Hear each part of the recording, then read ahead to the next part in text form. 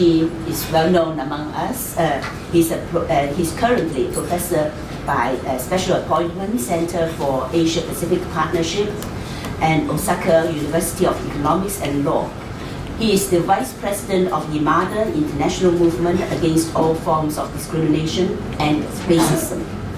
He is of the RED Network, the Radical Ecological Democracy Network, and Central Japan ESD, that is the Education for Sustainable Development, the Regional Center of Expertise. He's also the former rector of the United Nations University. And we are very glad to have Professor Mushakoji with us today. So, Professor Mushakoji. Good morning. Thank you for your introduction, which is too elogious. But anyway, I would like to tell you briefly about things, maybe 3 or 4 points. The first is that the discussion we could have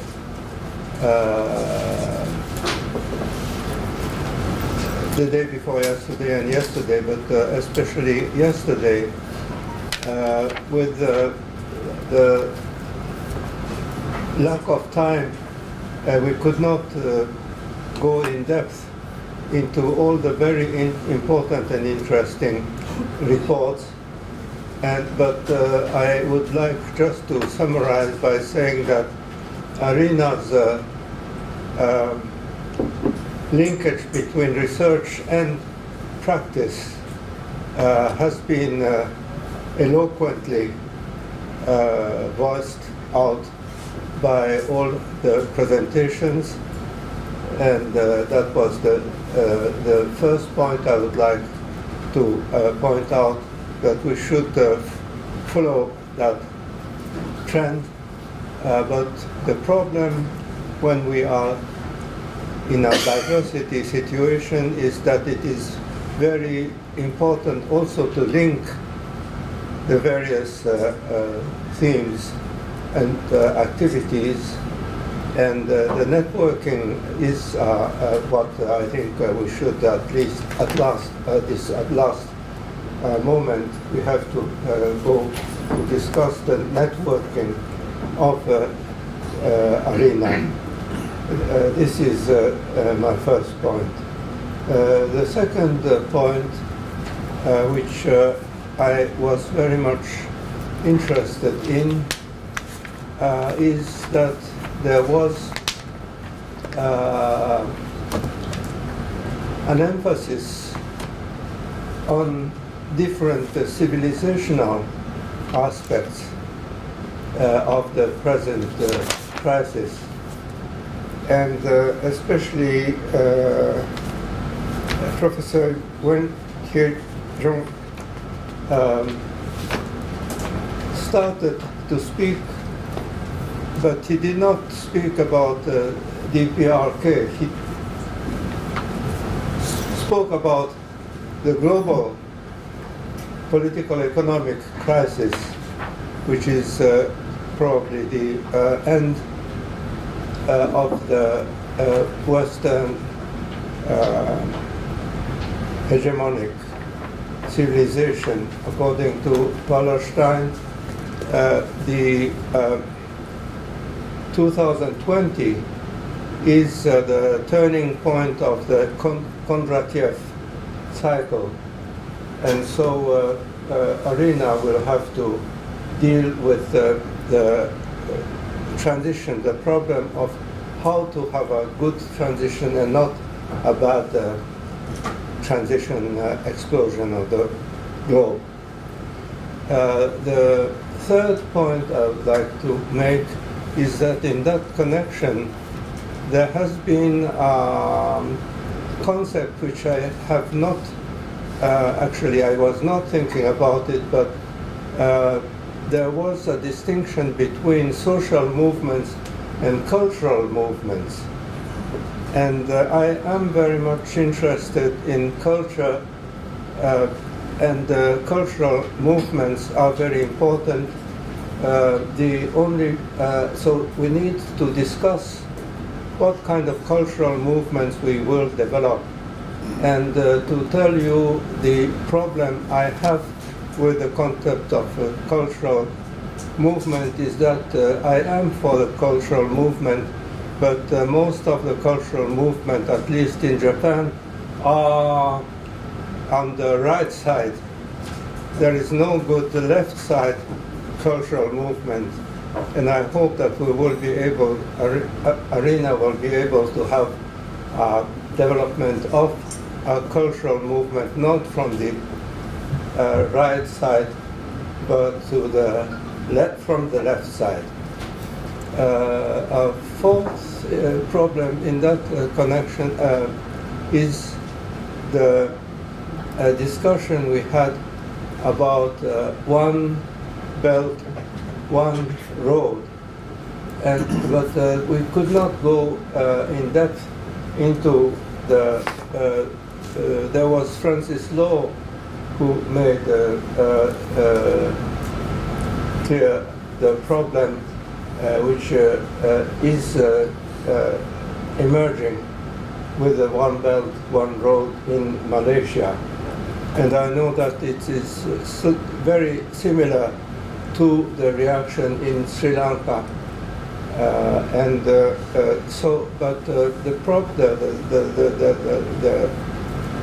problem is a very short-term problem, but the project of one belt, one road, at least for me, is not a problem of 5 years or 10 years, it's of 100 years or 200 years, and it is a civilizational project. And I am for this civilizational project, and so this is where cultural movements from the left side, anti-colonialist, and stressing not eliminating the West, but how the West can cooperate with the rest, and how can the rest accept the West and the poor countries like Japan, who joined the West and left the rest. I want to go back, for Japan to go back in the rest and in the South. But this is a problem which has been also discussed by Professor Wen, and it is a political economic problem more than cultural. But the problem of the DPRK and the nuclear explosion does not have to be discussed in terms of the trajectory and what kind of experiment it was. It is a problem of how a country from the West wants to have a stick, at least a stick, to have a more equal negotiation with the West. And so it is also a civilizational problem, and I am interested in a following discussion, if we can have, about the Tiansha model, which is to me much more meaningful than the Westphalian model, which is making all the states, killer states, that of legitimate killing is only possible by the state, and that's not a good model of the state. And the Tiansha is a better model, I would like to say. And so these are my remarks. Thank you. Thank you. So thank you very much, Professor Mushakoji. So I would like to invite our next speaker, Professor Muto Ichiyo. He is one of the founding members of Asian Peace Alliance, APA. He has been involved in peace movements and movements of anti-militarization in the Asia-Pacific region. He was also a promoter of the People's Plan for the 21st Century, which started in 1989, and he's an advisor for both ARC4 and Focus, and of course also very actively involved in ARENA. He has written prolifically in Japanese and English on social movements and on the question of the Japanese statehood. So, Professor Muto, please. Good morning. Perhaps I spoke too much already, and I'm a little bit hesitant to sit here and say something which I think become almost unnecessary after Misha-san's excellent summarization, because what I wanted to say something about is Eurasia. And I want to look at it from the point of view of global hegemony. And I think we're in a unique, entirely new situation in world historical terms, movement of global hegemony. And it occurs in a very peculiar way. Not just like from Britain to America. Even the shift of hegemony from Britain to America had a very interesting particular feature. But this time, the difference is that probably it's not just the shift of hegemony from one country to another, but more complex process will be involved. And in that I concur with Professor Mushakoji. Very, put it simply, the hegemonic arena is moving from Trans-Pacific to transatlantic to somewhere else. Post-war period, post-World War II period is featured by American hegemony. But American hegemony was based on Atlantic alliance. That was the core of the rule of the world. Now I skip all the details, but by the beginning of this century, it was felt apparently that Pacific is more important. It was in 2000, year 2000, that the G8 met in Okinawa, when President Clinton came, and at that time, the shift of military sort of deployment will take place from Atlantic to Asia. It was not carried out because of the Bush period, 8 years of Bush. But now, in 2012, Clinton as Hillary Clinton as Secretary of State wrote a lengthy article saying America's Pacific Century, saying that America will now move its emphasis of activities from the Atlantic to Pacific, and she said that Europe can take care of itself now, and so we needn't get involved. But we concentrate on Asia, which is a vast area, population-wise and economic size, etc., etc. And that affected the whole security setup in Asia. Involving particularly Japan, South Korea, and Australia, etc. So a new concept was hammered out to organize a sort of constant multinational armed force deployed all over Pacific and Asia area. Well, for some time, there was a certain short period when what I termed composite hegemony situation emerged. That is, America and China working together to control this whole area.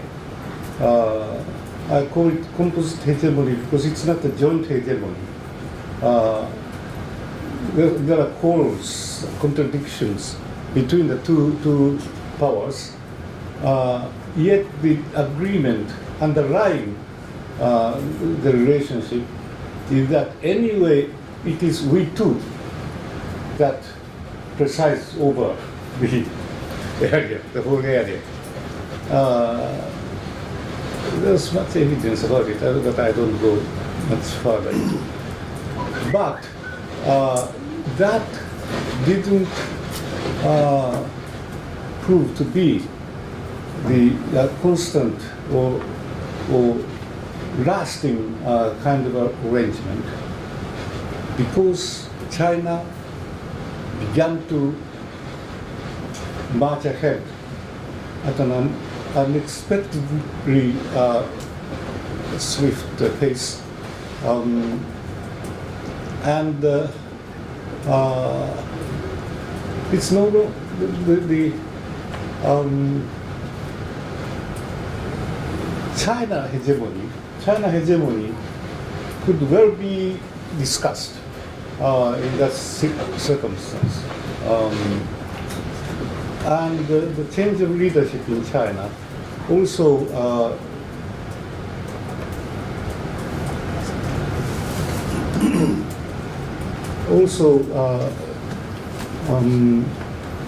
sort of gave shape to it. And I think the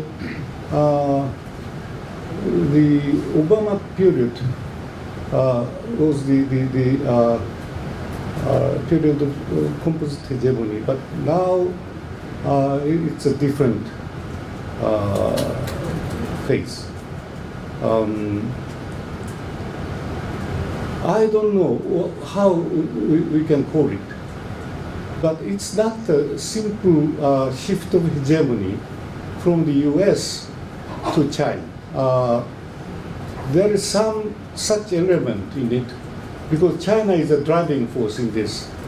But probably it should be seen as a more broader geopolitical sense, that is from Trans-Pacific in the interim to Pacific, and then to Eurasian era. Eurasia didn't exist. It was only a geographical terminology. But now, I think, as Mr. said,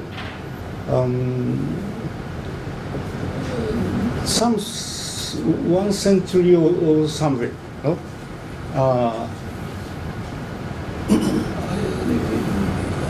The basic picture will change, and China is now the shaper, and the China is now the driving force for that.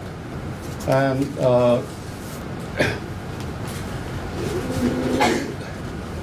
Obo is and AIB, the bank, etc., which is part of the design of China, largely design of China. Yet it's not China's, but could be a sort of arena of joint different forces pulling together the resources. So I think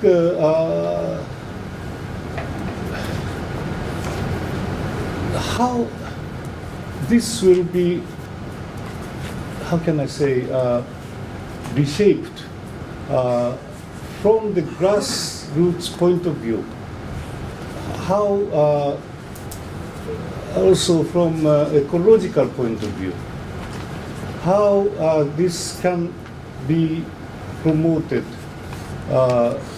in the process, resolving very difficult ethnic, religious differences and conflicts is a challenge, great challenge.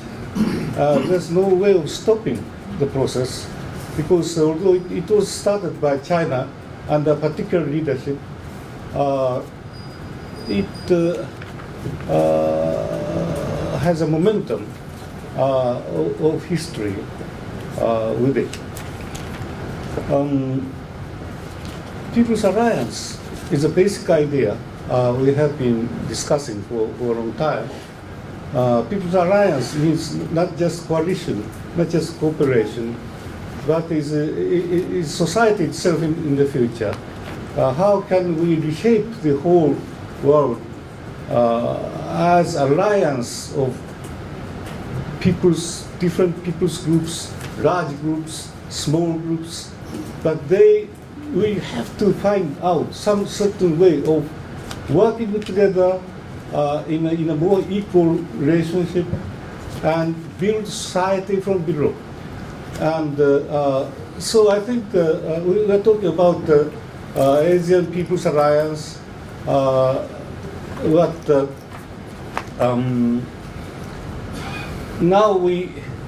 I think we need the idea of Eurasia, which is connected with Africa. And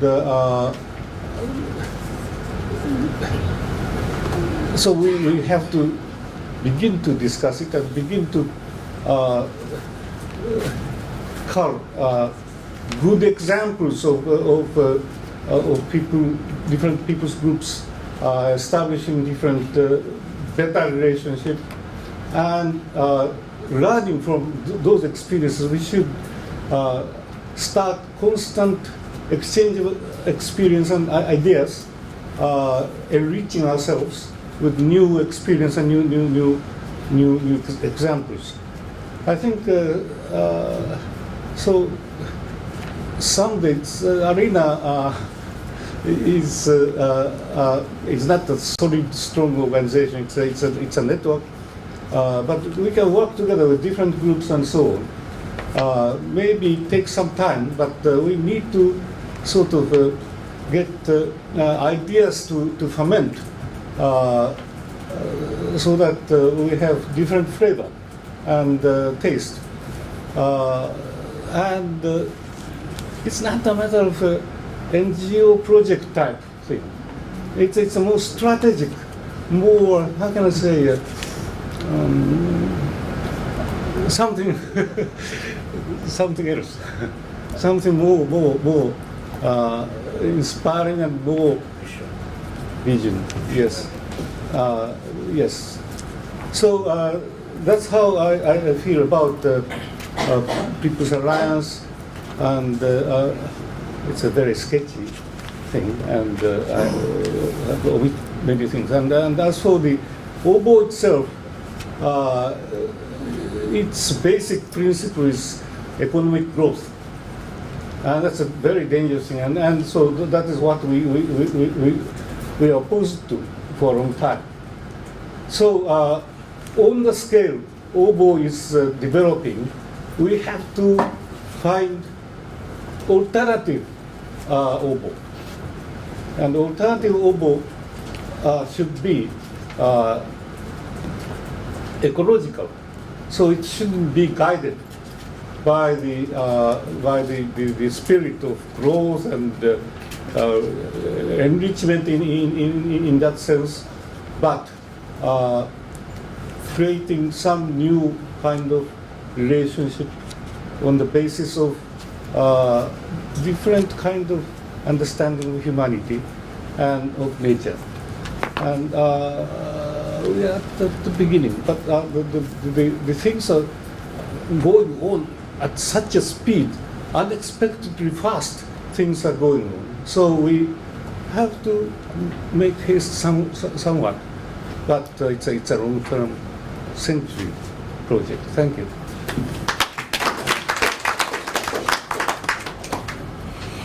Thank you, Muto-san. Well, we have all these ideas, and then later we can have the discussions. So now I would like to invite Dr. Samuel Lee to speak. Dr. Samuel Lee is president of the Korean Christian Cooperation for Social Development, representative of Forum for Democracy and Peace in Korea. He studied philosophy and social science at Seoul National University and Göttingen University in Germany. He taught social political philosophy at Sunsil University. He served as Secretary General of Korean National Commission for UNESCO and as Director of the Asia Pacific Center of Education for International Understanding under the auspices of the UNESCO. He was involved in various activities of civil society organizations like PSPD, Echo Peace Asia, History in the NGO Forum, and the Unification Committee of KNCC. So we have the pleasure of inviting Dr. Samuel Lee.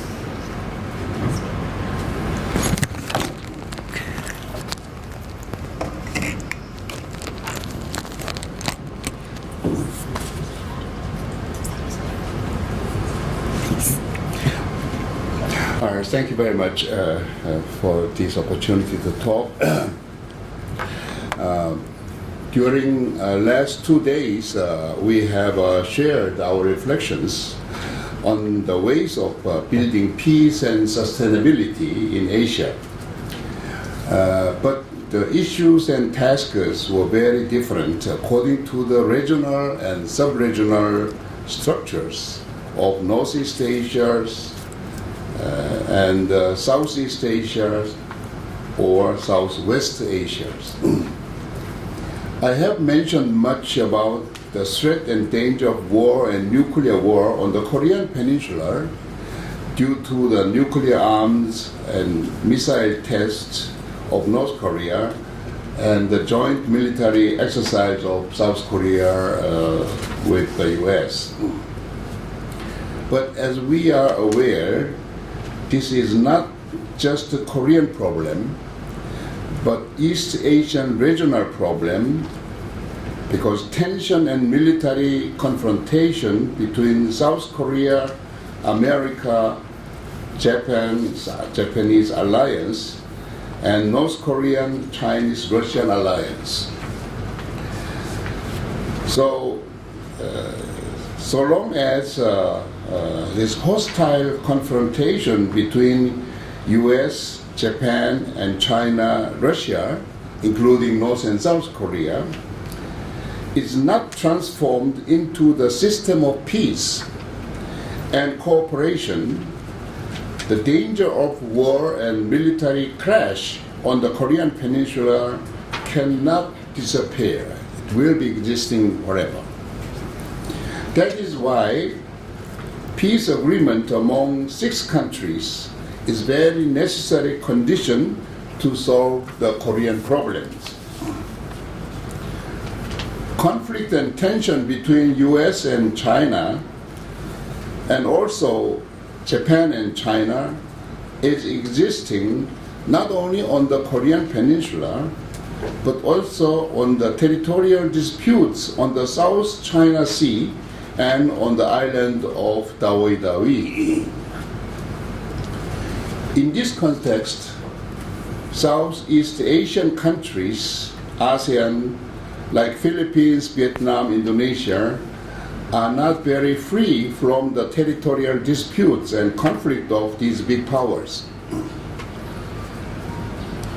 Foreign policy experts have mentioned already, East Asia is becoming the battlefield of influence among the 2 superpowers, USA and China.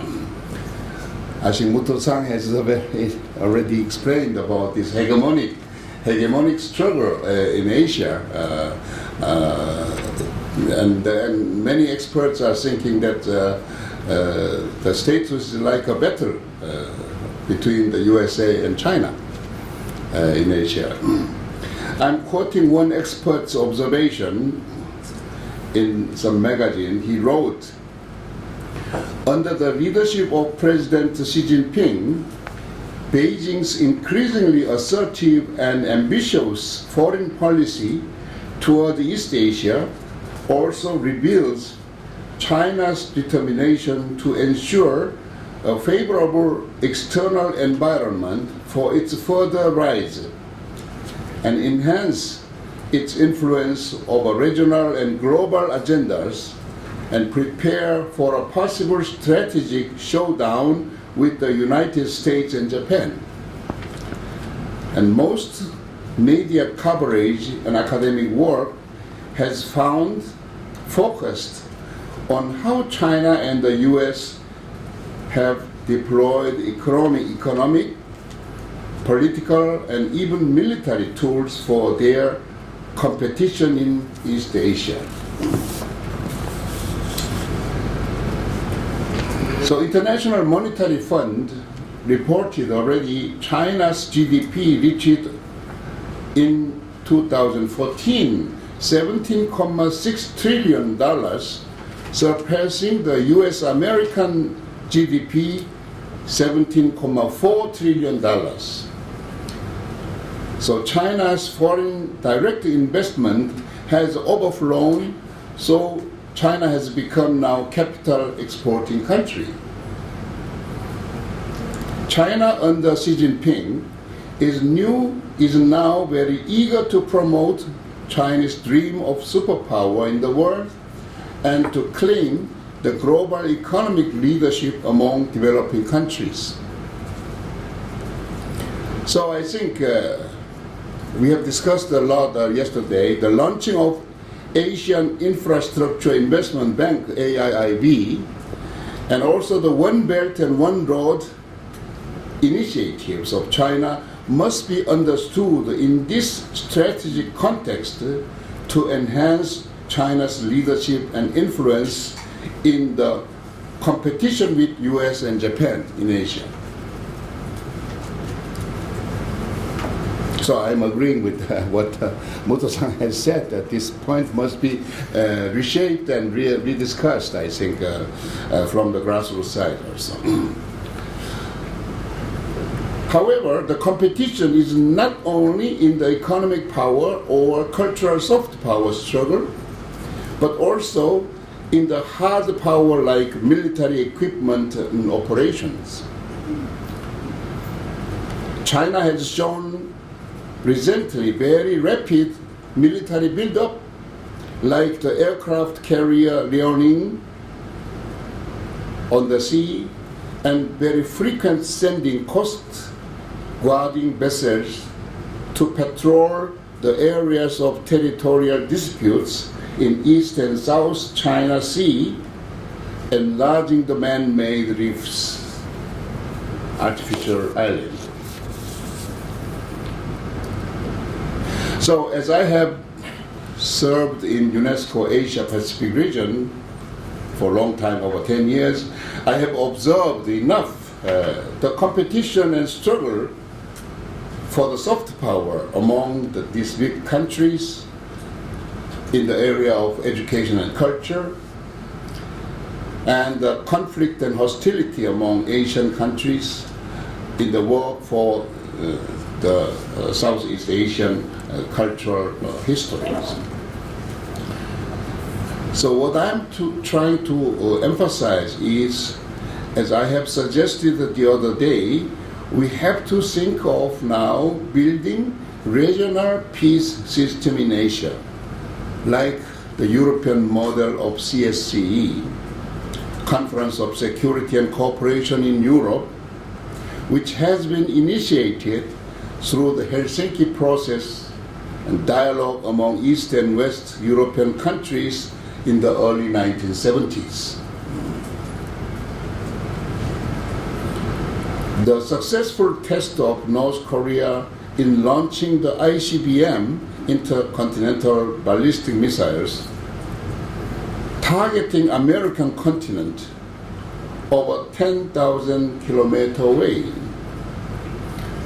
and the deployment of THAAD, Terminal High Altitude Area Defense, on the soil of South Korea, which is to watch and defend the missiles from China and Russia, are now the serious threat and danger of nuclear war in Korea and also in East Asia possibly, which could be eliminated only through the establishment of peace system on both Korea and Northeast Asia.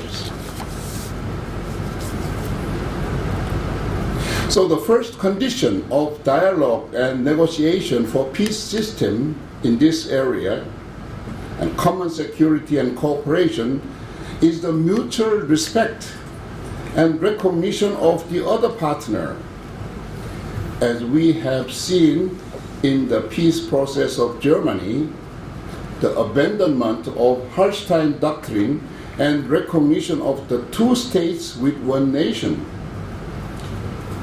North Korea should be called as DPRK, Democratic People's Republic of Korea, by South Korea and USA and Japan, but they never called them the right name of DPRK. And also the North Korea should call South Korea as Republic of Korea. So names are very important because it's the recognition of their identities and existence. Peace agreements, which will replace the Armistice Agreement 1953, should be extended to the basic agreement of mutual recognition as the two states ROK and DPRK with the borderline of DMZ, as East and West Germany did it in 1972. So for this, national security law of both Korea must be eliminated or changed substantially. So it is very long way to go. But dialogue should be started. Negotiation must be initiated. It cannot go on like this over 100 years. Either permanent peaceful division or unification through any way. So for German Ostpolitik, and unification in the 1990s, the European peace system of CSCE has been great support and powerful ground of them. And this regional system of common security and cooperation is just lacking in Asia, in our countries. And it is now very seriously needed to be built, even though it's too late. So I wish and I hope ARENA and Asian civil society movements for peace and sustainability could be also some help and contributing to this establishment of peace system in East Asia and also on Korean Peninsula. Thank you very much.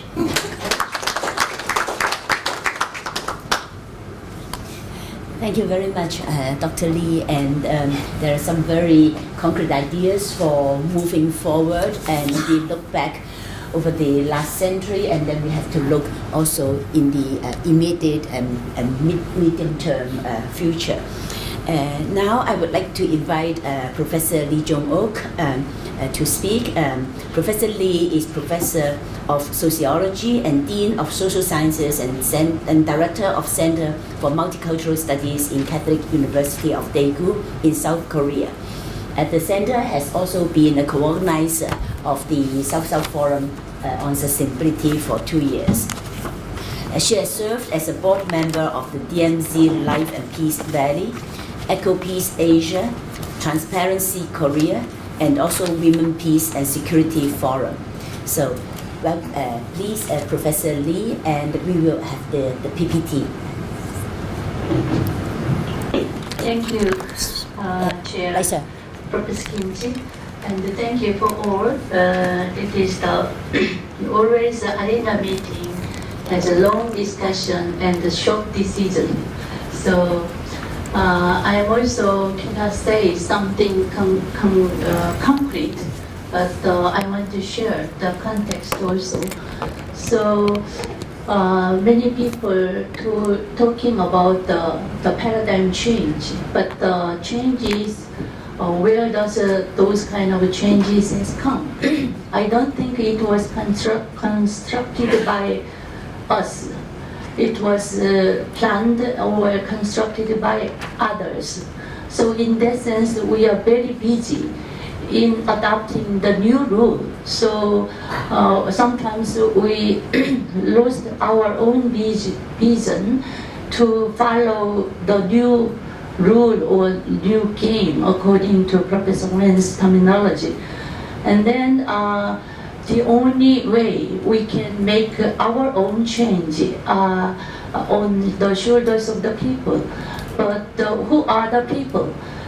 Because in Korean, there are many terminology of people translated into Korean pronunciation, but some of those kind of Minjung and Inmin cannot be used because of it was quoted by socialist mobilizer. So when we translated people into Inmin or Minjung, you are stigmatized as the left or sometimes politically not right, politically not correct people. So it is very difficult to find the translation even. So usually it is politically safe to translate, not to translate, just the people, because it was used by U.S.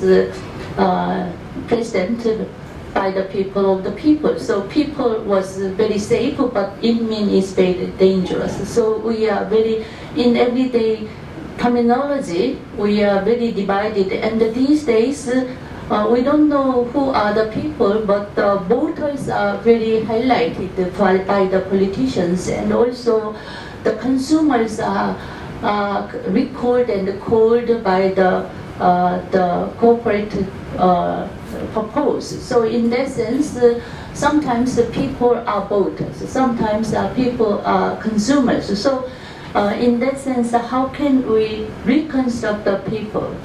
But within those kind of confusions, people has grown up.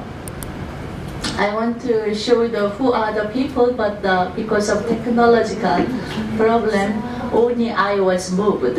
And so I want to explain the structural condition we are faced is usually I don't say globalization, it is globalism, is a kind of ideology. And also, to deal with the global situation, many of the people try to escape into the umbrella of a nation state. So nation state can only some kind of very clear, visible identity who can provide some of the subsidies and some security materials. So we can see even the West has experienced the rise of nationalism. So I think it is we discussed why the 90% or 99% identified themselves with the 1%. So 1% has monopolized the political power within the nation state. But nation state is the only identity who can provide the resources. So that is the very unpredictable situation has come about in the recent situation.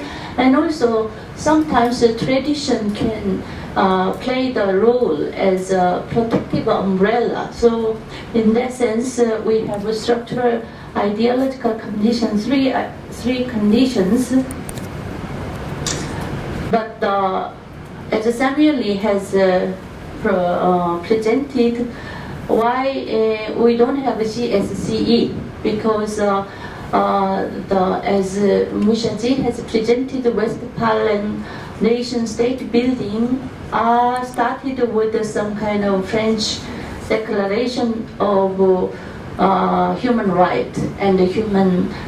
So they emphasize when they started their own nation-state building, whether it is Westphalian model or not. But for the integration for the nation state, they emphasize general will and the general welfare and the balance of right and duty.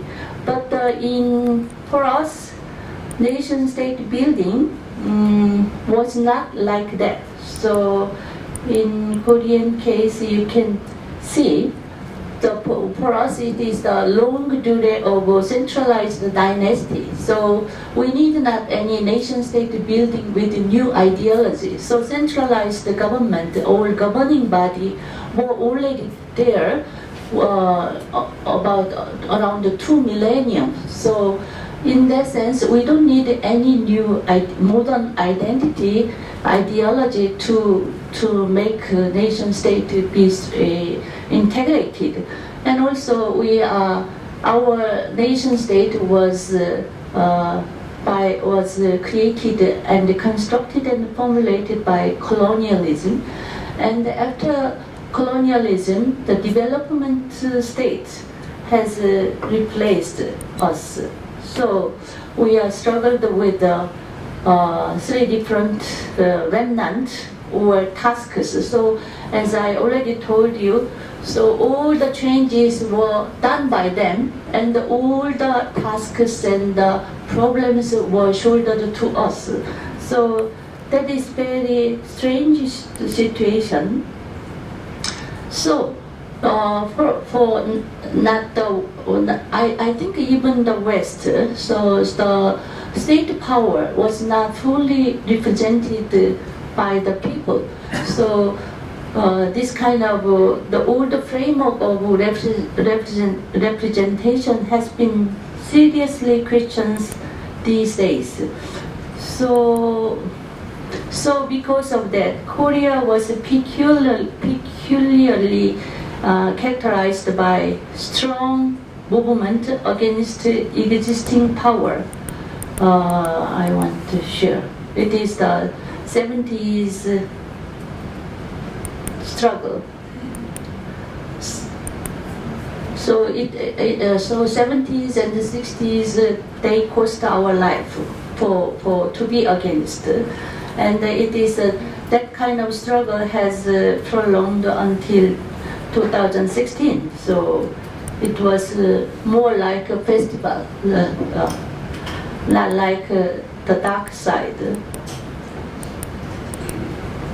So finally, you can see all our parliament members. So the party members has joined the people's struggle, and then people pay, and the right wing was mobilized, and the people pay very keen attention on the political leader, even what the presidential candidate, what kind of shoes they have, they wear. So whether it is multinational brand, whether it is a local brand, so this kind of some kind of their over concern on the accountability and the transparency has go into every details. So politics and combined with the everyday monitoring is related. So in that sense, many people on the street paid attention to the state apparatus, so constitutional court, and where the police power has come, and many of state apparatus which was neglected by the ordinary people were recalled and re-monitored and re-questioned. So that was so one thing I want to share the practical step is the recap of the state power by the people. So it was, we don't know how long we can do this kind of experiment. So we cannot abandon state power. So it was already there as a very big apparatus to control us. So, but there is a way to intervene and monitor. So one thing, so not only the presidential position, but also parliamentary system, and also the media and the court and the university also. So all kind of the Althusser has pointed out, it is the kind of ideological state apparatus. So not only oppressive state apparatus, but also the ideological state apparatus should be intervened by the people's interest. So that is the one mission that we have been faced. And for that, because also not the whole rest, but some of the rest, so-called real South, well, the state was not, state and the ideology and the way of thinking was indoctrinated by the state power. So in that sense, education is not, cannot explain our own realities properly. So we want to then the reconstruction of education is a very important task for us. So especially Arena take the burden of that kind of mission, I think. So reconstruction of education system by the people's interest, and also, and the strategy should be multi-layered. So local and national and regional, also global, sub-regional also. And I want to suggest one thing. Yesterday we have discussed about community building. So we usually use the social sector. Social sector should be revived. So social state should be socially responsible. In that sense, social state and also economy. Already the most of corporate business people in business school, they usually emphasize the social propaganda. So and the advertisement or marketing is usually related with some kind of a social psychological approach. So why not us? So social sectors should be recovered into the economic sector, and also we are talking about the neoliberal order, deregulation and privatization, but we need, but state regulation has failed with corruption. And instead of state regulation, there come out deregulation discourse. But deregulation also related with some kind of profit orientation. And then we need some kind of social regulation. So, but we all know the social sector should be recovered, but during the development strategy, developmentalistic state building has meant the destruction of social state. So in Korea also, we only have a fantastic rural village. If we go into the rural village, there is no village. It is another sector to be marketed. So all those kind of multinational items were there already.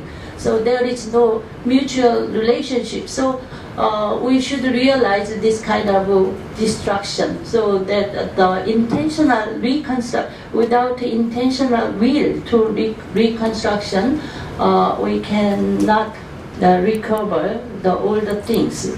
So another thing, so to recover the social sector, I think the many of presentation yesterday I was encouraged because many of social scientific approach has been recontextualized with the historical element. So we are dehistoricized in our social scientific analysis with a more quantitative approach. And then some kind of recovering of historical contextualization is very important to recover the social sector. So that is our intellectuals' some kind of duty to rebuild the society within Asia. And also, there is a many categorization, West and the West, North and the South, and the East and the West. But usually that kind of categorization is for the more quick understanding. But sometimes it has contributed to segmentization. So in that sense, so when we try to building alliance, we need to some kind of escape from the fragmentization. So in UN, whether we believe in UN or not, UN is there. So in UN has designed the SDG from 2015. So why? Because they have failed to deprive the poverty issues and all the global issues was not solved. So because of that, they redesigned the UN under the framework of SDG. So when they discuss about SDG, one of the root cause of poverty was designated as class differentiation and inequality, and also some kind of failed state. So the political arena and also inequality became the UN jargon. So I think why don't we jump into this kind of new SDG framework for our own problem-solving space? So in that sense, sometimes we want to building alliance even among the good citizens within the West, and also someone with the South. So sometimes the many categorization is helpful for understanding things economically, but sometimes building alliance we should get out of those kind of frameworks. So because of time is short, so I will show because all of us Korean friends has participated in last several months in the street, because in the street there are so many young consumeristic people and the old social movement activists and the men and women and the urban people and the rural people were all together and with a like-minded vision. So I think that kind of alliance can be built in a certain way.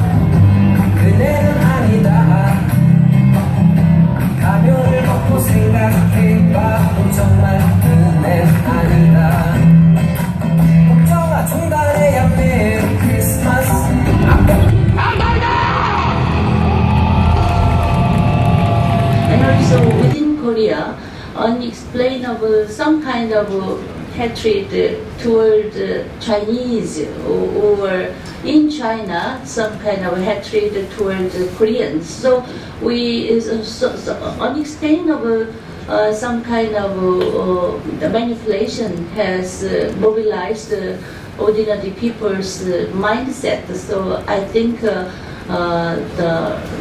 alternative framework of education is very important. So in Asia, the arena's mission as organic intellectuals to reinterpret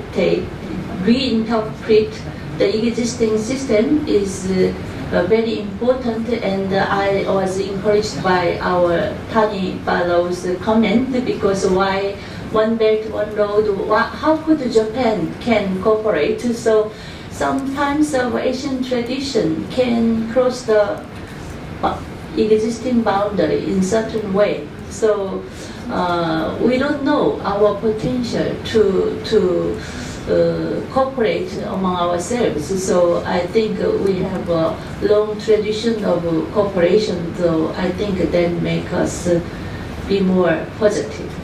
Thank you. Dr. Lee, please.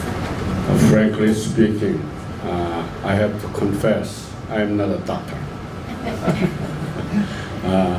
I just have a bachelor's degree in the college.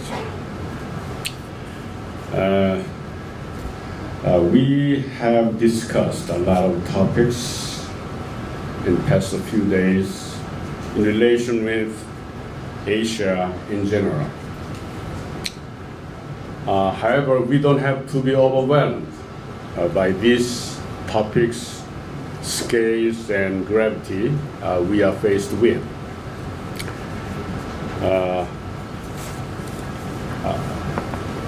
I thank you, Mr. Mushakoji and Muto, and Mr. Lee, both Lees, about the conclusive comments. I have to comment your comments from now on. And Professor Lee Jung mentioned about the Korean process of democratization. The more than 80% of Korean people are pro for the candlelight demonstration. And then we are now undergoing the painful process of civil revolution right now. And then I don't know yet we will be successful or not. About less than 10% of the ruling elite, most of them American educated, try to break down this peaceful civil revolution by the cruel neoliberal market-oriented rule. We have to make anyhow our popular movement should break through this kind of hindrance in the opposition. We are now thinking over the popular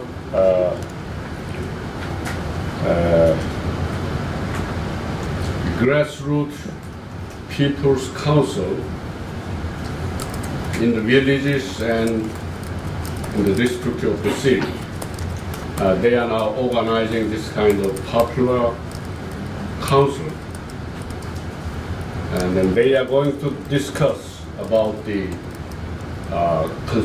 constitutional amendment, what should be the contents of the constitution, and then how to make a new electoral system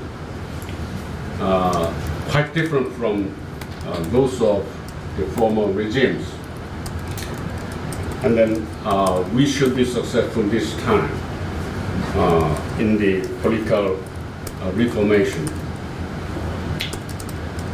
And then Dr. Samuel Lee mentioned we have to have regional security system like the European CSCE.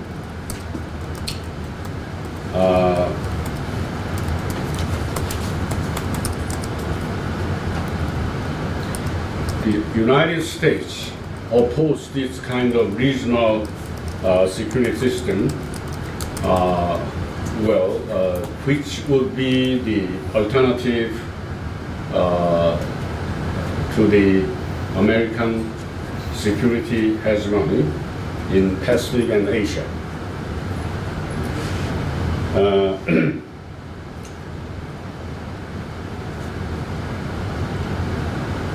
Dr. Lee also mentioned that China is now surpassing the United States in the capital export. And the Chinese leadership is surpassing the hegemony of United States and Japan in Asia.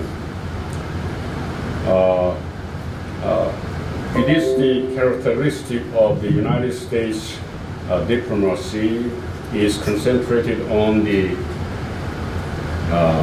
military security and economic interest, not in cultural movement. Mr. Mushakoji, Sensei Mushakoji mentioned it is quite important that the cultural movement is the core of the international hegemony in the future. Thank you very much.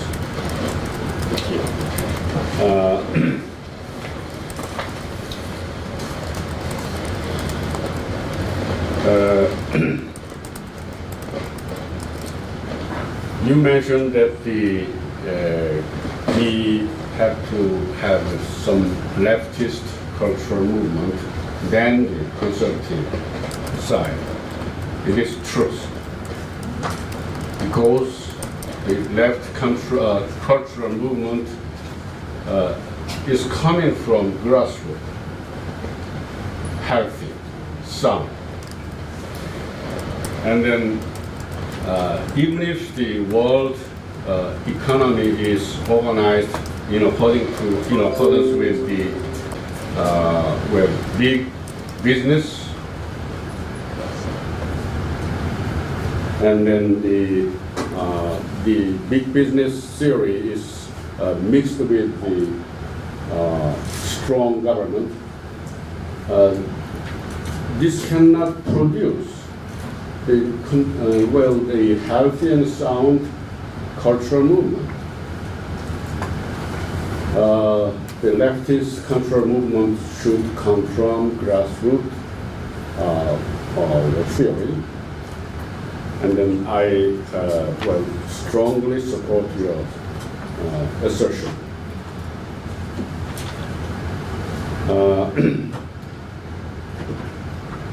And then your another insistence is that the DPRK and its nuclear program should be negotiated equally with the United States. And their insistence should be secure in the area of the negotiation. Well, I quite agree. And then Sensei Muto Sensei also suggested that the hegemony of the United States came from the Atlantic Alliance, and then it is now moving to Pacific,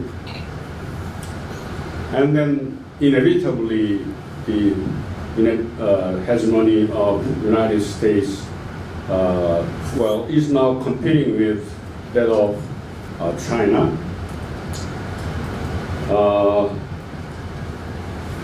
The Pacific hegemony would be somewhat composite hegemony right now is going on, but this composite hegemony gradually moving favorably to China. And then this hegemony is going to move to continent of Eurasia. And then the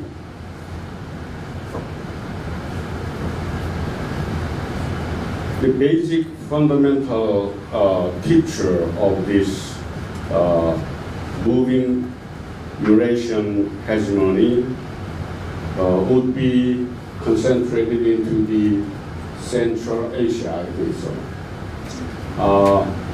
A long time ago, I had a chance to read the Arnold Toynbee's Studies of History. The last book, 12 books. In conclusion, he mentioned that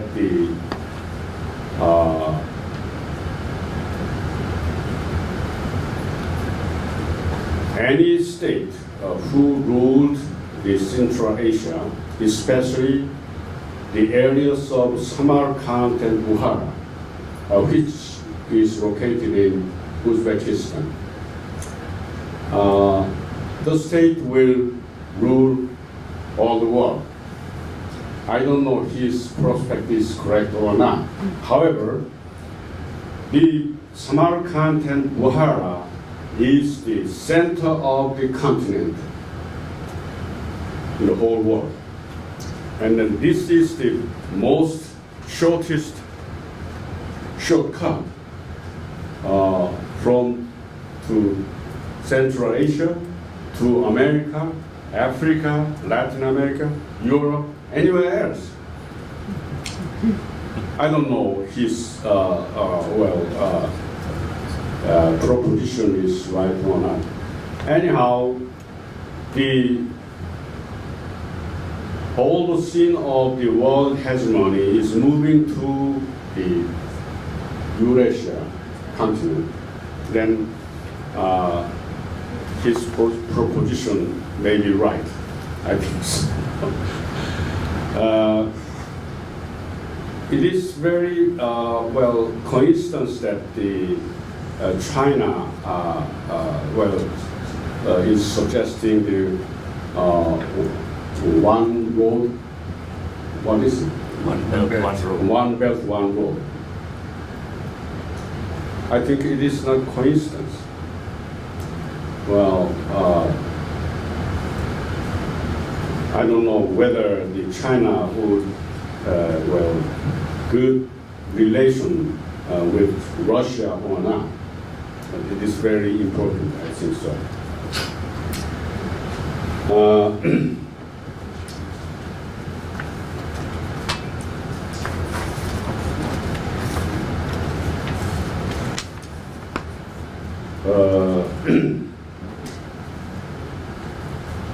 I wonder if China will respect those of various countries of Asia, Africa, and Europe to make a very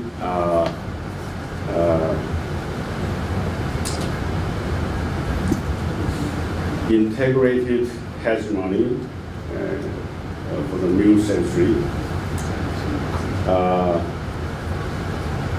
As Muto Sensei suggested. No sensei. No sensei.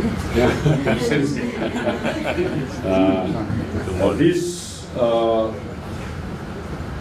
leadership hegemony should be based on grassroots, ecological, and also ethnic integration. But in the long traditional history, Chinese civilization has been successful in integrating so many racist culture. Anyhow, the Korean maintained its own indigenous cultural tradition. However, so many races had disappeared. We should remember it.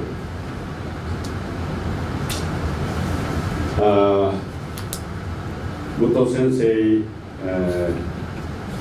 mentioned reshaping of the culture. Well, it should be. And then at last, I would like to suggest my own small proposition.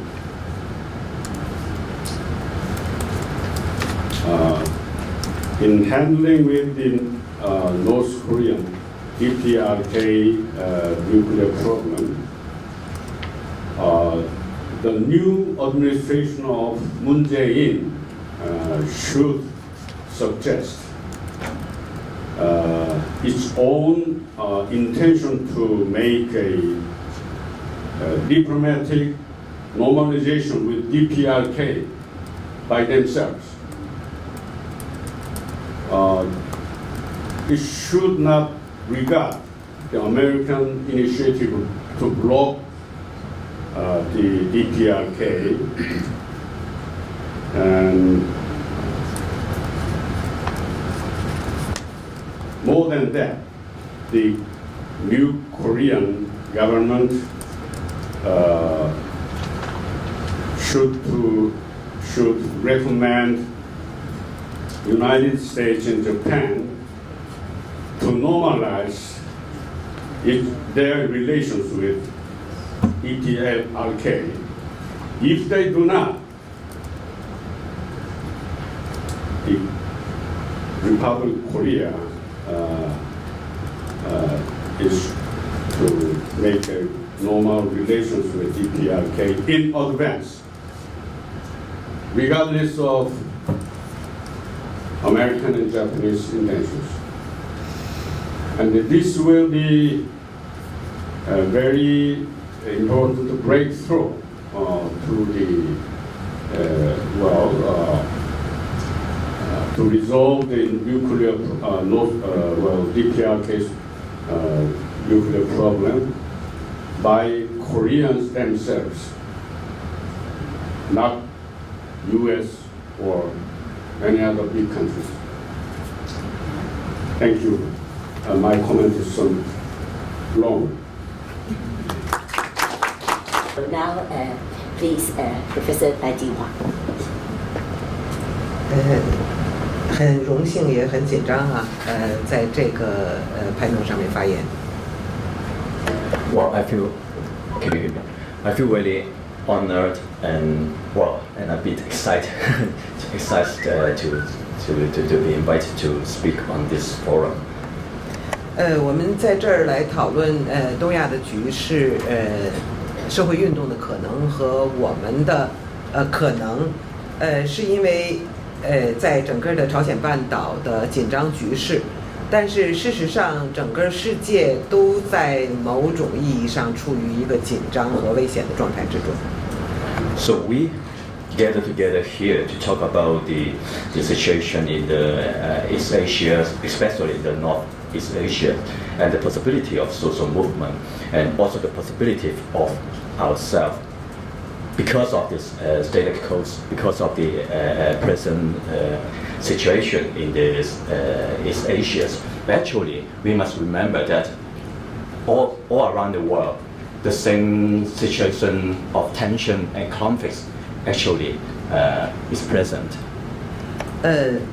整个非洲在阿拉伯之春之后，一直始终陷于动荡，和这个动荡好像完全没有出路的引向绝望。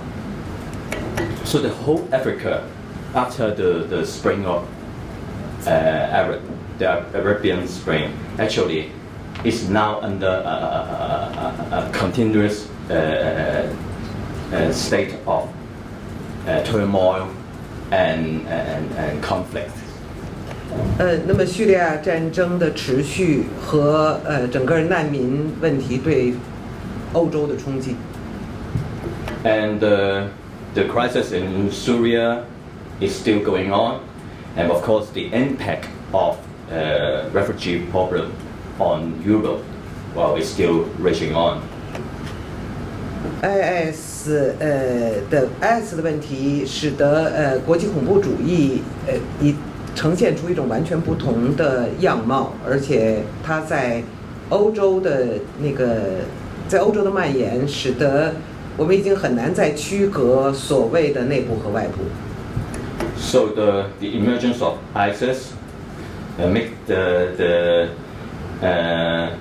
international terrorism becoming quite a serious problem, especially its spread on Europe. The spread of its impact of Europe makes us find it difficult to further differentiate between what is outside and what is inside. 3天以前在德国，在那个现场感觉到整个难民问题对于欧洲社会的冲击。And 3 days ago, Professor Dai were invited to be a guest in the Berlin Festival. Yes. Munich Film Festival. She was invited as a guest, but she felt on the spot the tension, the impact of this whole refugees and ISIS threat on the society of the German society. 好像可以直接的看到战后的和平运动，所形成的那个结果，迅速的在难民的冲击之下，转换成新的民族主义和种族主义。So you can feel that the achievement of the post-war peace movement seem to be suddenly turned into nationalism, xenophobic sentiment. 所以我觉得在这样的一个全球的，不用说那个Trump 所标识的在美国的这样的一种新的民粹主义的上升，和美国的民粹主义开始重新成为一种右翼的有威胁力的这样的存在。So not to mention Trump, the rise of Trump and the rise of the right-wing populism in America. It seems that populism now become a mainstream existence in America, and of course it's meaning of the global situation. 所以我想跟大家分享的是说，在今天当我们重新讨论社会运动、讨论和平运动的时候，有哪些东西已经完全的改变了？我们在这个变化之后，我们应该如何思考这些问题 So I would like to share with you today that we must bear in mind what has been changed, especially when we are talking about the possibility of the social and peace movement. We should be reminded of the fact that what factors have been changed. 在我的理解当中，战后的整个全球的民众运动、社会运动、和平运动的兴起，本身是冷战的世界结构的结果。So in my understanding, the rise of the social and peace movement actually is a consequence of the Cold War. 我在我的理解当中，左翼的社会运动。尽管并不认同于苏联所代表的社会主义阵营，但是这样的一种政治力量的存在，却是左翼社会运动得以在全球发展壮大的一个事实上的政治基础。Although left-wing political movement could not be identified with the regime of the Soviet Union, but we must admit that. Is it exactly because of the existence of the Soviet Union that the left-wing movement could become a strong political force around the globe after the Second World War? 至少美苏的争霸，给我们创造了一些缝隙和空间，使得第三种力量能够在其中成长起来。At least the conflict between the United States and the USSR has created some gap and some space for the third for the first power, no matter how we define this first power, to emerge and to come out. 在冷战结束了几十年以后，在后冷战的那种政治结构也开始解体之后，我们的那个社会运动的依托究竟是什么？我们究竟要借助或者诉求于哪一种政治力量，才能够达成我们的政治意图？我觉得这是一个我们必须重新思考的问题。So, a few decades after the end of Cold War and even the end of the post-Cold War era, we must ponder on, we must reflect on what kind of political force, what kind of political foundation we should rely on in order to reflect on all these issues we are talking about in these days. 所以我想那个呼应一下那个李忠玉教授啊中 OK 的那个讨论，说在今天我们如何去呼唤人民，或者说谁是人民。So that's why I want to respond to Professor Jung. And the problem is, how can we call for people? How can we summon and call for people? 那么我们好像也习惯于使用，比如说civil society 或者 public sphere 这样的，或者 people 这样的名词，但是在今天，它和民族国家机器，它和全球资本主义之间的关系究竟是怎样的？ So we love using terms like civil society, people, public sphere, but I think at this moment we should reflect on, we should ponder upon their relationship between with the state apparatus within the context of the global capitalism. 实际上，这些概念和它出现在19世纪的时候已经发生了很大的变化。Because these concepts now become so different from its very first appearance in the 19th century, when this kind of concepts first emerged into existence. 在发达国家，这些概念其实基本上被中产阶级或者叫中产阶级消费者所替代了。So in developed, advanced societies, these ideas actually are being replaced by the concept like middle classes, middle class consumers, and this kind of new concepts. 而在就是欠发达国家，或者说晚发展的后发国家，比如中国，中产阶级其实人口数量相当多，但仍然只是少数。So, for example, in underdeveloping country or developing country like China, middle class of those, well, in absolute number, is quite a large number, but in relative number in the whole population, actually they are still minority. I mean, the middle class is still a minority in a country like China. 在这样的一个消费的文化结构、消费主义的文化结构当中，多数或者说人民，事实上完全是无声的。In such a structure of the consumerism, actually people, the majority of people, is silent, is voiceless. 而同时，他们在这个完全的被压抑和无声当中，就可能成为右翼的民族主义和右翼的民粹主义的群众基础。So, in their suppression, in their silence, it means that their suppression and their being silenced become exactly the foundation of the rise of the right-wing populism. 那么我说，在这样的一个意义上说，此前我们的习惯的思路，比如说民众运动、青年运动、青年学生运动的天然合法性，事实上已经不存在了。So in this situation, in this condition, so the idea or the concept we talk about, the popular movement, the youth movement, the student movement, the foundation of this very movements we are accustomed to actually does not exist anymore.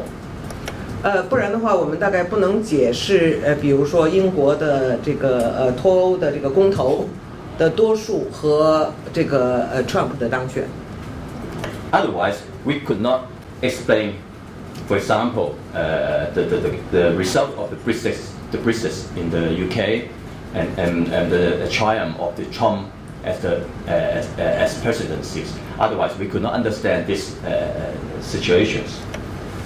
最后我想跟大家分享的是，当然是从我的角度，可是我也认为应该是我们共同的角度，是关于新媒体。So lastly, I want to share with you one of my point of view, but I think that this point of view should also be shared by all of us. This is the problem of the new media. 当我们就是在社会运动的场域当中讨论新媒体的时候，好像我们还是习惯于把它们当作工具啊。So, for example, in the discussion of new media in the context of social movement, we still have this tendency. We still inclined to take it as only just a tool. 我们以为它是手机，或者是 Pad， 或者是我们的通讯工具。Well, we just take it like a mobile phone or tools for communication, for selfies. I mean, just a tools like this. 而事实上，我们忽略掉了这个整个的数码技术已经重新的组织了我们的社会。And in fact, we forgot very important fact that this technology, like the mobile phone, this digital technology actually has completely reshaped our society and our existence. 它不仅改变了通讯方式，而且它改变了整个社会的这个生存方式和文化的状态。It only changed our way of communication. It actually changed the whole condition of culture and the whole condition of the social existence. 我们在阿拉伯之春和占领华尔街运动当中看到了这个新媒介作为一个通讯的动员的组织手段的便捷，但是我们也看到了它可以成功的集结起人群，但它不能成功的组织人群。So, for example, in the spring of Arab and in the Occupy Wall Street movement, we witnessed that how powerful this new media was in mobilizing people, the young, especially the young generation, to take action, to talk the street. We see how powerful this media is, but we forget to see that actually it is quite useless in organizing people. It's on a long-term basis. 而事实上，在整个数码的世界当中，人类社会或者说不同的阶级，在被更深刻的被切割。So in this digital world, we find that the whole society, and to put it in the deeper terms, even the whole human civilization are actually being divided and reshaped. 比如说现在我们在做全球直播，但是这个直播的链接只会是和我们有共同志向的人才能获得，才会去转发。For example, this conference are being live streaming to the world, but we must admit that the link or the live streaming will be only relevant to those who are of kindred spirit, with like mind like us. Other people will find it totally irrelevant or even just ignore it. 而我自己更关注的是，整个数码技术的发展，尤其是所谓的人工智能的普遍应用，正在世界范围之内，更新着资本的结构，并且创造着一个新的排斥和放逐的结构。And what I'm concerned more is this development of digital technology and the application of artificial intelligence, AI. 所以在 No, sorry, it's not finished. My concern is how this new technology has actually reshaped the structure of the global capitalism. 所以在资产阶级和无产阶级之外，在富人与穷人之外，我想一个新的无产阶级，也就是弃民的阶级正在出现。And apart from this reshaping of this new global capitalism, we also witness the rise, a new mechanism of exclusion. That means, apart from the problem of this proletarian, we are now witnessing a new class, the class of these excluded. Those people who are being excluded from this new structure of technology and the new structure of global capitalism. 和无产阶级的最大不同是，它完全不可能拥有它的组织形式，拥有它的社会形态。So, very different from the traditional idea of the proletarian is that this new class of new excluded class, they will find themselves very hard to organize themselves and to be organized by any political force. 好，不久以后将在中国荧幕上出现一部新的电影，它的名字叫《路过未来》，路过了未来。So, not very long, well, in a few days later, there will be a new movie being screened on China, and its name is Just Passing by the Future. 它的这部电影触及到了异种弃民，就是异种啊，弃民中的异种。Oh, one more. And in this film, one of those excluded and abandoned people will be talked about. 他们是20世纪90年代初期的第一代农民工。They are the very first migrate workers from the rural area.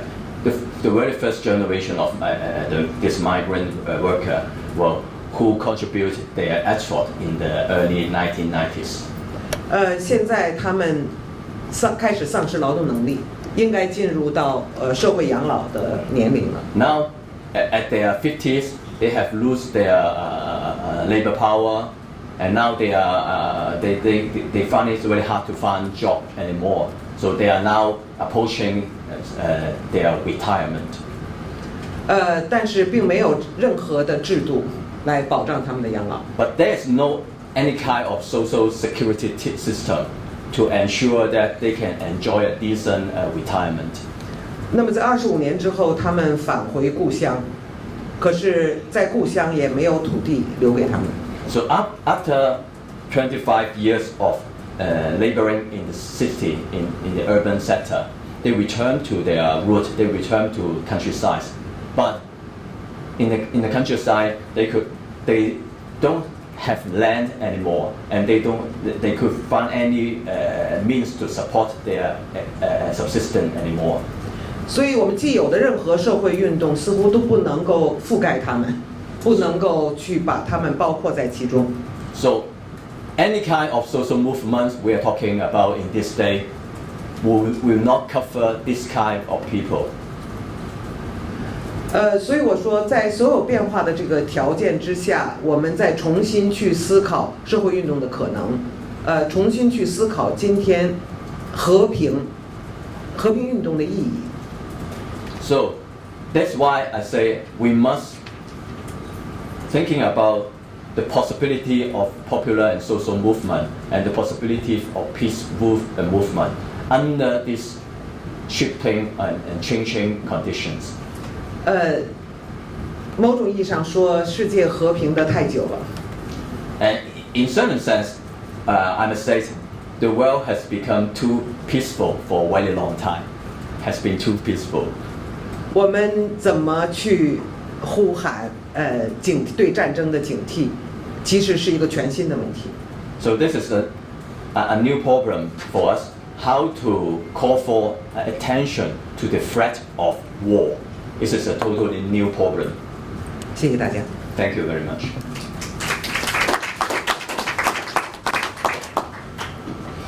Thank you very much, Professor Dai and Dr. Wong.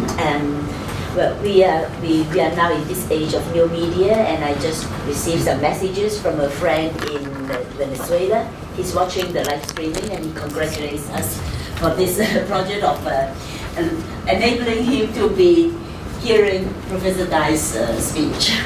Okay, so now we would like to move on and invite Professor Eduardo Tadem to speak. Professor Tadem is Professor Lecturer of Asian Studies at the University of the Philippines, Diliman, Editor-in-Chief of Asian Studies, President of the Freedom from Debt Coalition, and co-convener of the ASEAN Civil Society Conference and ASEAN People's Forum's Philippine National Organizing Committee, as well as member of the International Committee of the NGO Forum on the ADB. He is also currently a co-chair of the ARENA Executive Committee. Ed, please. Thank you. I'd like to thank all of those who have spoken before me. Very enlightening, very encouraging, and very perceptive so far as the current situation that we're facing today. What I would like to do is try and attempt to make some what I would consider concrete proposals on how we could move forward, and also in terms of as a response to calls made earlier on connecting with the grassroots, with those below, from the excluded, and similar social sectors in this age of global capitalism that is driven by the financialization, as Professor Wen had pointed out yesterday. What I would like to do, first of all, is to share what we're attempting to do at the ASEAN Civil Society Conference, a project that is actually inspired by ARENA. If you recall, some of us who have been with ARENA for some time now recall that we had a program on alternative development back in the 1990s, which looked at alternative development practices on the ground from several Asian countries, and we produced a book on that, which is online, right? It's called Integrating Alternative Development Efforts in Asia, with the very catchy abbreviation of IDEA. And what we did is, or ourselves, since I was the one assigned to do this at the ASEAN Civil Society Conference, was to take off from that project back in the 1990s and see whether we could still do it in Southeast Asia as a project of the ASEAN Civil Society Conference. As a starting point, what we did first was to acknowledge that Southeast Asian peoples, and we could say Asian peoples in general, and communities for many years and on their own have engaged in alternative, heterodox, and non-mainstream practices that encompass economic, political, and socio-cultural aspects.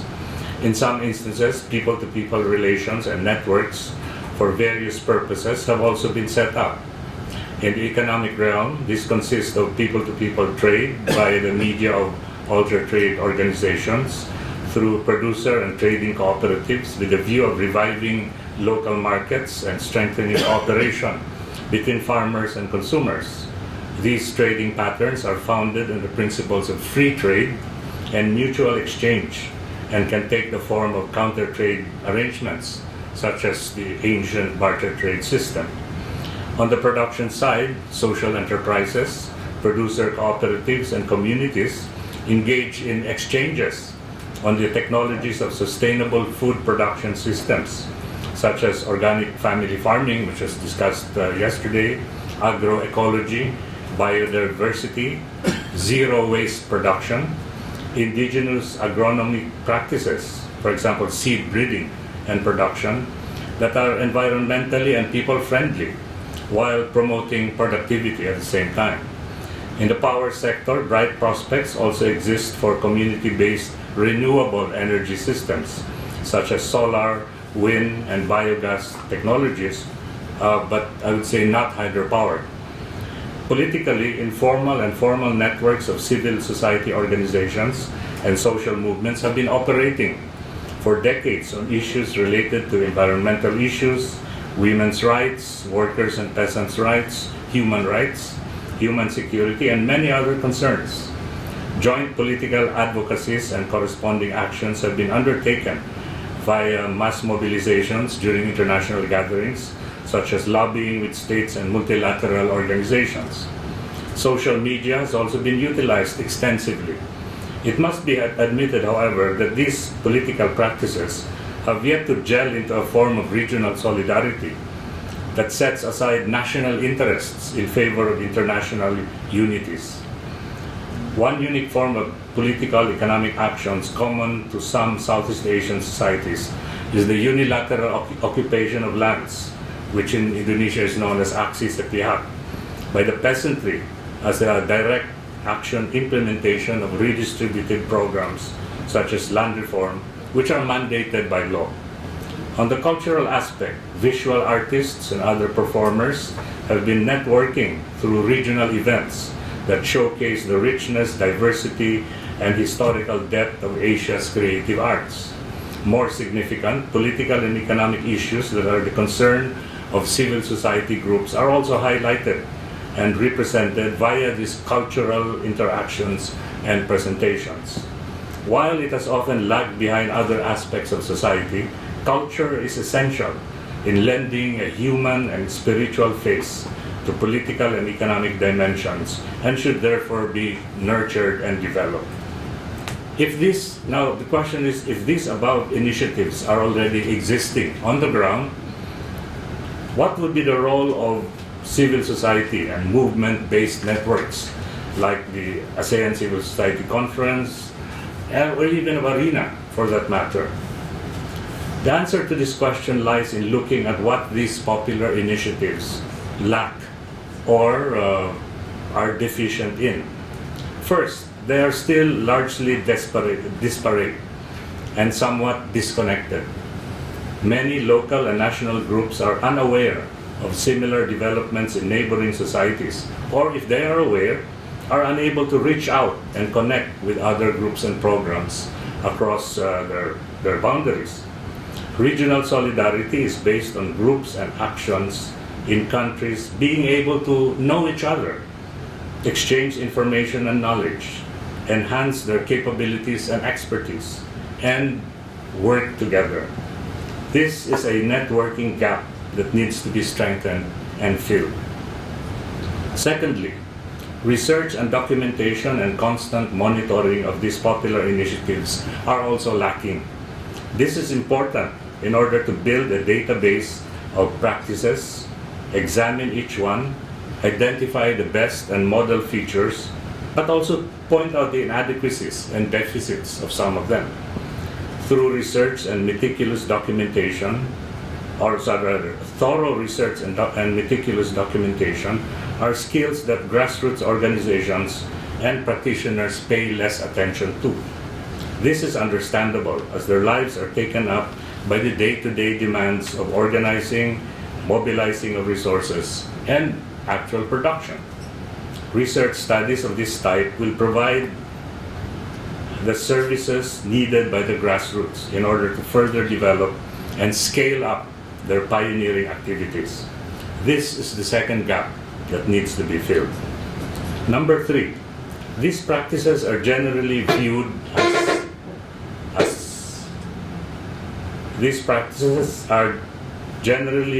as marginal and confined to an insignificant section of society, some even being dubbed as elitist. At best, they remain at the pioneering stage, with scarce attempts to scale up and advance to higher levels. Some of them eventually fold up and cease operations. The task, therefore, is to mainstream these innovative practices in order to challenge and eventually supplant the orthodox models of production, marketing, and distribution. To do this requires the coming and working together of grassroots organizations, local communities, civil society groups, and social movements in massive information and advocacy campaigns. This is the third gap that needs to be filled. Fourthly, and probably most important of all, is trying to make sense of everything that is taking place. Popular practices constitute a rich trove of empirical data that need to be distilled, subjected to the rigorous test of comparisons, and finally conceptualized and developed into a paradigm, a narrative, a framework, a theory, and a guide to action. This is a reflexive process, one that is continuous and never ending. As human actions continually evolve and change, and new practices emerge, so too must our concepts, perspectives, and philosophies change and evolve. This is the fourth and most crucial gap that needs to be filled. In building this particular narrative, organizations like ARENA and like-minded groups all over the continent should take on a prominent role in filling these four gaps and any others that may arise and require regional, cross-country, and cross-border interventions. By doing so, it will provide an alternative model of a new society and a different type of regional integration that we are seeing now, and people's solidarities that transcend boundaries, borders, and nationalities. It can do this by undertaking the following activities. And I've listed for now about 7 of these, but I'm sure there are more. First, coordinate the interactions between these alternative practices. Number 2, convene and organize conferences and workshops of the groups and communities involved in alternative practices, something which ARENA did or started back in the 1990s, but which unfortunately was not sustained. Number 3, research and document the practices in order to build a database. Number 4, conduct alternative learning and training programs based on grassroots needs. Number 5, conceptualize and make sense of all of these practices and develop new paradigms and new strategies of development. Number 6, mobilize the whole universe of alternative practices, regional interactions, and the communities, and organizing joint actions and initiatives. And lastly, promote the replication of the alternative practices in order to mainstream them. This is a project that we've started in the ASEAN Civil Society Conference. But I would like to point out, however, that it is a difficult process. So even within the ASEAN Civil Society Conference, which consists of more than 200 groups across Southeast Asia, not just ASEAN, by the way, but Southeast Asia in general, the reaction has not been as enthusiastic as I would hope. And there is actually even some resistance on the part of some civil society organizations in undertaking a project such as this. Some call it, a pie in the sky kind of thing, idealistic, can never be done, and that it's best to just keep on doing what we are doing now, which is basically just engaging in or conducting engagement with official ASEAN process, which unfortunately over the last 10 years has not gone anywhere, because ASEAN has never taken seriously civil society organizations. They just go through they go through the motions of dialogue, of listening to us, but in the end they do what they had originally intended to do, and that is make ASEAN simply a project of Southeast Asian elites, corporate elites, and political oligarchies. So with that, I'd like to end my intervention. Thank you.